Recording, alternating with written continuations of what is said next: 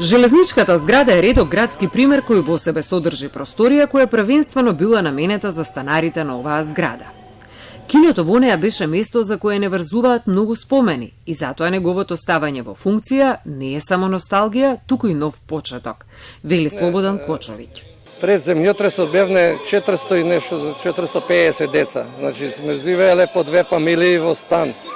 Така да сме се дружеле, сме имале една дисциплина, една заедништво меѓу нашите родители. Киното за нас беше ко деца, се дојда филмче, се прожектираше некоја Сартан или било што, нака ние сме биле многу задоволни во тие такви работи. Станува збор за долг процес кој го започнавме уште 2014 во рамките на проектот кога зградите би зборувале.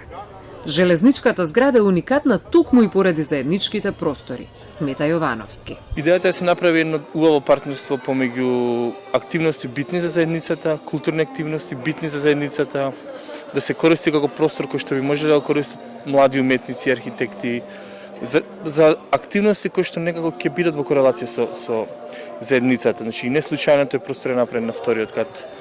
Значи, не е направен за некои бучни настани, направен е за нешто кој што ќе ја обединува заедницата, значи тоа не е некоја крајна цел. Со поддршка на општина Центар и донации кои во претстојниот период ќе се собираат, железничката зграда повторно ќе ги обедини не само станарите, туку и сите оние на кои им недостига малскиот живот. Сакаме оваа зграда која што е символ на пред се и на Центар, но пред се на оваа населба каде што живеат граѓаните, да направиме некои напори да ги обновиме сите оние работи кои што во изминативе години ги обединувале луѓето. Тоа е пред се обновување на цела оваа зграда, но пред се оние места кои што биле место каде што се собирале луѓето. Долгиот процес на работа со заедницата на станари во оваа зграда беше заокружен и со престижната награда Златна трига на авторите Филип Јовановски и Ивана Васева на Прашкото квадриенале 2019.